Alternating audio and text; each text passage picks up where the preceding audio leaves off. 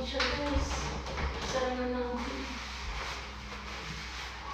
Mag-clean tayo ng ano, guys. Yung cabinet. Cabinet. Tapos salamin.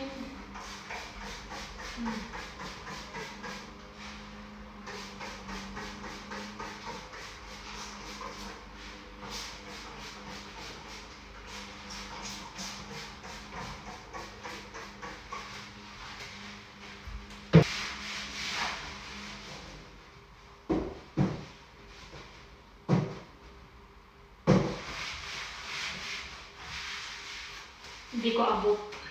Kukuha ako ng upuan kasi hindi ko abot.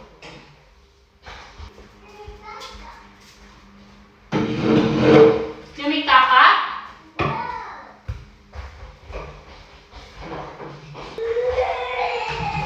Akyat tayo kasi hindi natin abot. Siyempre dito sa taas. Para malinisan.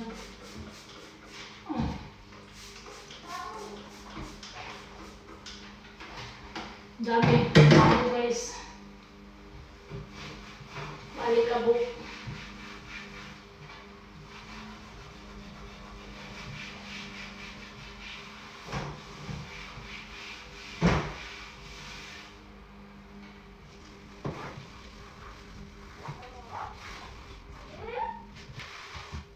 Ayan guys, for today's vlog, ayan nakikita nyo naman, naglilinis si Inday. Ayan guys, kaya ako naglilinis guys, kasi naglilipat kami. Kasi yung dati namin tinitirhan, ano siya, maliit lang yun. Tapos ano, basta maliit lang dun, pang ano lang yun, pag magjowa lang yun. Tapos pag meron kang anak, maliit na yun dun. So ayan, nag-start ako maglinis dito guys, parang alauna, hinatid ako ng asawa ko dito, alauna kasi siya may pasok siya. Tapos sabi ko kasi sa kanya, ihatid niya ako. Tapos habang nandun siya sa work, so naglilinis ako dito para hindi sayang yung oras ko. Tapos yun, hinatid niya ako dito after namin mag-lunch. Tapos natapos ako dito guys maglinis, parang alas 6 na. Tapos yung floor, hindi pa ako tapos dyan. So nilinis ko yung buong guys, yung buong bathroom. Tapos yung floor, hindi pa yan tapos. Magpahinga muna si Inday, o di kaya bukas pa ako. Bukas ko yan ituloy. Kasi pagod na ako, wala talaga akong pahinga. Tuloy-tuloy yung linis ko. Buti nga si Alician, hindi siya mabait. Naglalaro lang siya. So, tapos pag binibigyan ko siya ng pagkain, tapos yung mga toys kasi niya nandito na Tapos, bigla siyang tumahimik. Tapos, pagtingin ko, natulog na siya dito sa may namin, sa may living room. Tapos, nilipat ko siya dun sa may, sa bedroom niya kasi nga, nandito na yung bed nila Nandito na yung bed ng mga bata.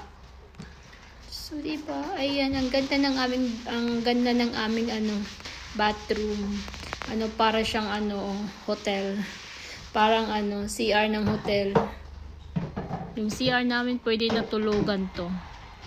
Yung paglinis ko ng inodoro guys, tsaka ng bathtub, gumamit ako ng gloves nun kasi ang tapang ng mga panlinis niya.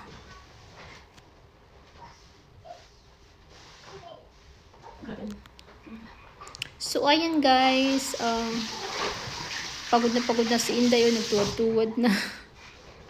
Nakakapagod maglipat talaga guys, lalo na pag yung kayo-kayo lang. Tapos yung asawa ko may pasok pa siya, tapos yun, ako lang mag-isa.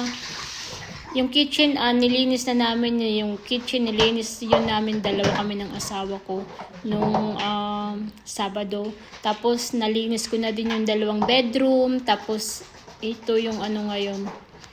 Tapos pipinturahan na lang namin to ulit. Tapos pag napinturahan na to, so pwede na kaming tumira dito. So ayun, thank you for watching guys. Bye!